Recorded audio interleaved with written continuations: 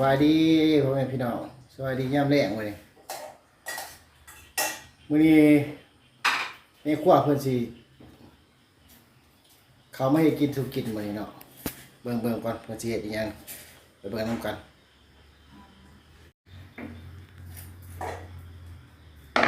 ใส่ข้าวคั่วไป เฮ็ดอีหยังไปใส่ข้าวคั่ว อาหารทะเลกอดปลาทู โอ้ เรียกว่าอาหารทะเล ก้อยเป็นเนาะบ่ถูกเนาะ เสร็จปุ๊บ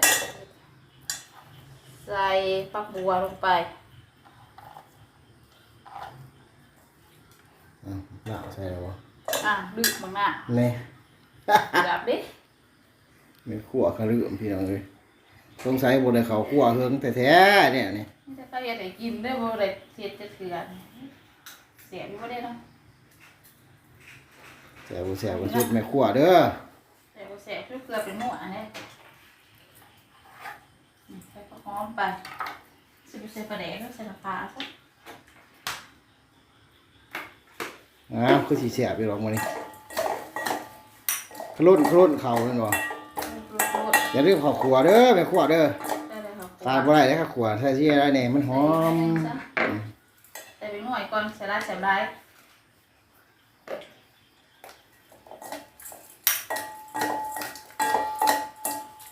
ชีมันอยู่ชีมันอยู่คนนี่เอิ้นว่าอาหารทะเล มันจะแซ่บอยู่บ่โอ้ แซ่บ มื้อพี่น้องเอ้ย แซ่บได้บ่จางหน่อยนึงใส่น้ำปลาก่อนจักหน่อยใส่น้ำปลาเพิ่มเข้าไปหน่อยนึง โอ้บ่ฮอดความสม เพิ่ม ความสมเข้าไปจี๊ดจัด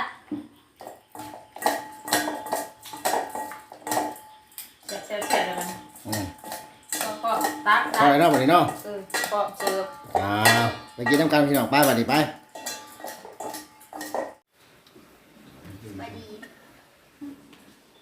มาพี่น้องมาเด้อกินข้าวน้ำกันเด้อพี่น้องเด้อพี่น้องกินข้าวน้ำกันเด้อ มากินข้าวน้ำกันเด้อพี่น้อง ดึกเลยค่ะ ก๋วยปลาทู มา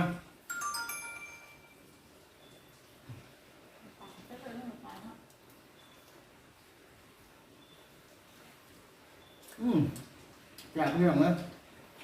ก่อยปลาทู กินครับ แล้วท่านเคยเฮ็ดกินแล้วพี่น้องเด้อ ข้าวคลิปเป็นหยด ปิ้งเหมือนกันเมื่อก่อนพี่น้อง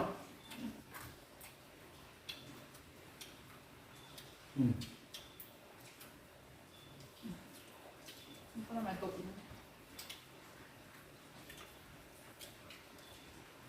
ต้มมาใหม่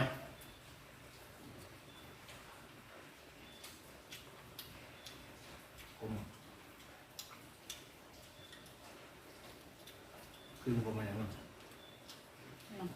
ต้มมาใหม่เนาะ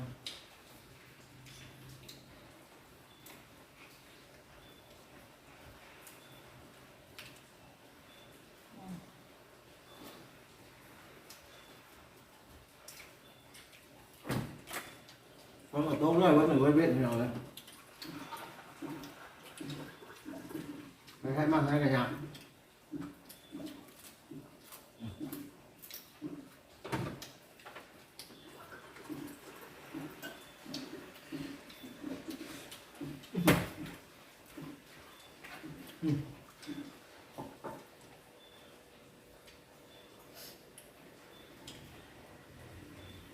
แต่ว่ามันอยู่ แซ่บ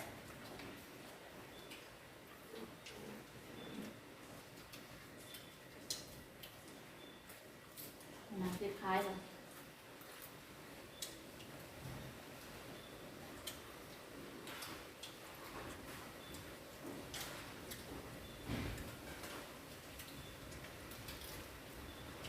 เราต้องได้กินข้าวพร้อมหน้าพร้อมตาจนนึงพี่น้องเอ้ย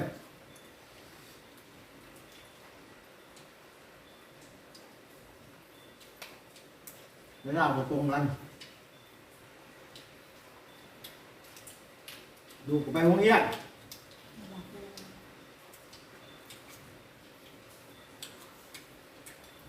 เนี่ยก็ไปเรียน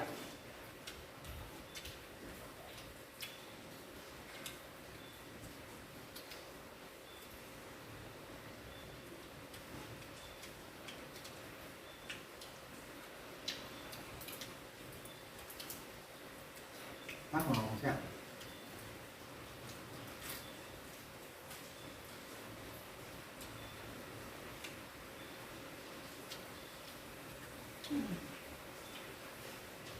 มาถือมากินไปแล้วดูดูกันนะอาย ดูคนง่ายกล่องให้หน่อยเลย หัวเราอยู่ต้องใช้ขาทำยิดไงทำไมมากินข้าว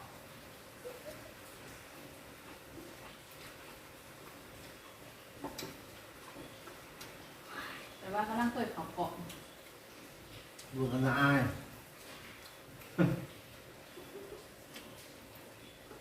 อายกู้บ่ได้พ่วมผูแล้วพี่น้องรับเพิ่นล่ะอายสู้บ่ได้นอนน้ำแล้ว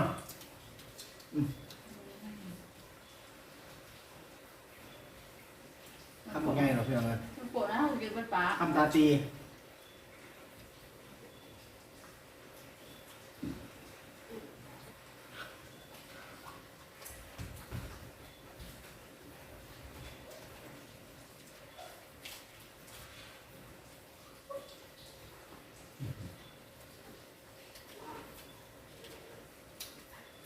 ข้าหัวได้หรอกกันเขาอยู่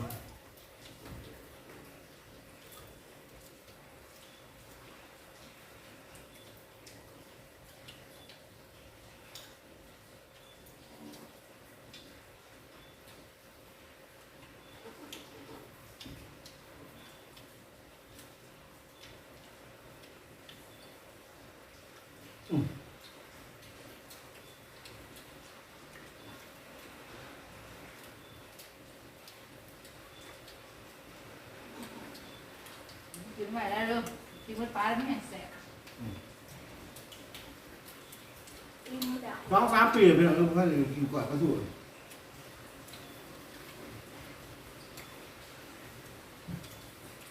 นี่แม่แสบนอนเลย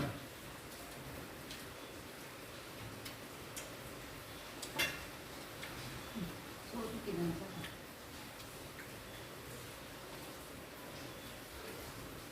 ก่อยซุกด้วยพี่น้องแล้วมันก่อยดิบแล้วปีกเลยจังมาก่อย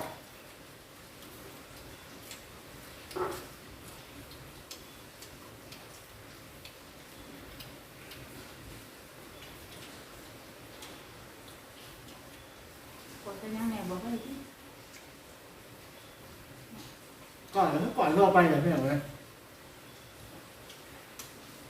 พวกบัวหอมเอาครัวเอาครัวเป้าไว้พี่น้องหอม ไม่ใช่ก็เลยขอจะดู เอากระทู้มาใส่ปลาแดกได้พี่น้องมันเก็บ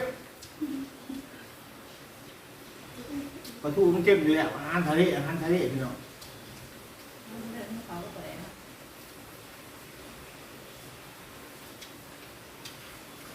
บางอันกับเขาให้เรา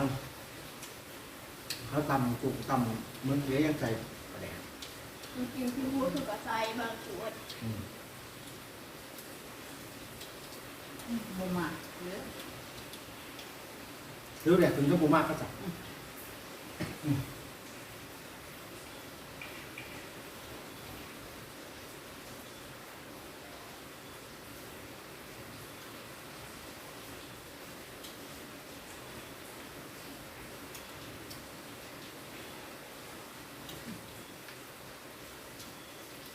มันก็ว่าจะเมื่อวันเดียวพี่น้อง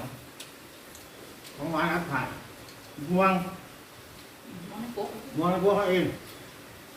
ที่หน้าบ้าน มาใหม่คือในคอเขาเองกูเองก็มึง เ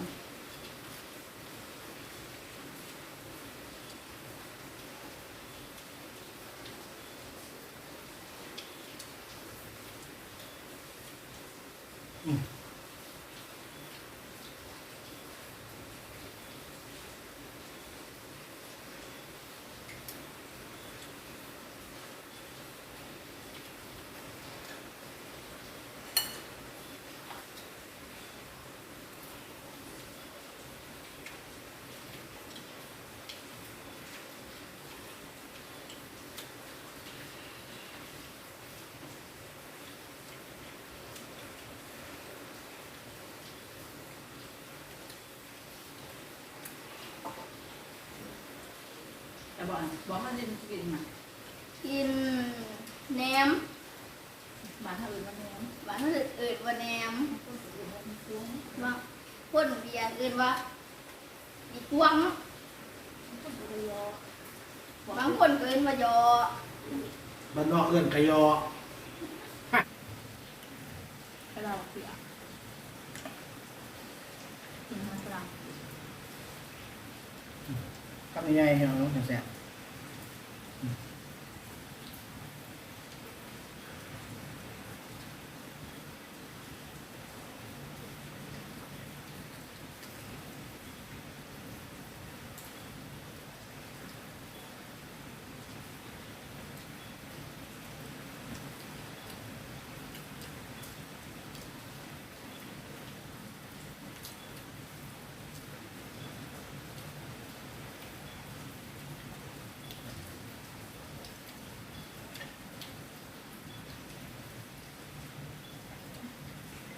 แล้ว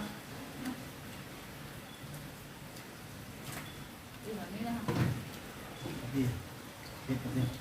วิ่งจะได้ เนื้อสมบูรณ์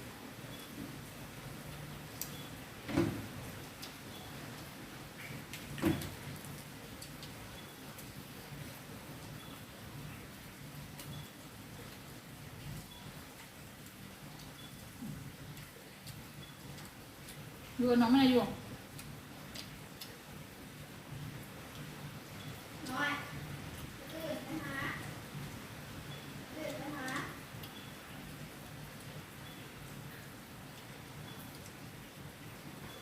ะ มาเรียนศิลปินกินไปก็เริ่มพี่น้องเด้ออย่าลืมกดไลค์กดแชร์กดติดตามเนาะกดกระดิ่งเบอร์คลิปแล้วก็อย่าลืมคอมเมนต์เด้อพี่น้องเด้อผมมีเมาร่มกันไหนเด้อพี่น้องเด้อเป็นอะไรกับสวยสีแน่เด้อพี่น้องเด้อพิดขาดประการใดกันเลยเอาโชคดีพี่น้องขอบใจที่ติดตาม